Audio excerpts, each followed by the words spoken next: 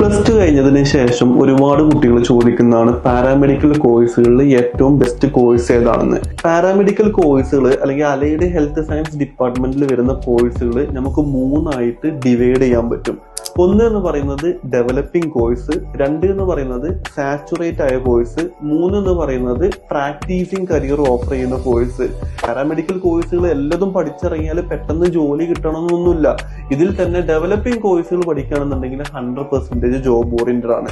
അതിൽ വരുന്ന ഒരു കോഴ്സാണ് BSc nursing, BSc medical laboratory technology, BSc medical imaging technology അല്ലെങ്കിൽ റേഡിയോളജി മേഖലയിലുള്ള കോഴ്സുകൾ, അതുപോലെ തന്നെ ഫാർമസ്യൂട്ടിക്കൽ മേഖലയിലുള്ള കോഴ്സുകൾ, cardiac care technology, operation theatre technology and anaesthesia technology പോലുള്ള കോഴ്സുകൾ ഡെവലപ്പിംഗ് ആയി വന്നുകൊണ്ടിരിക്കുന്ന കോഴ്സാണ്.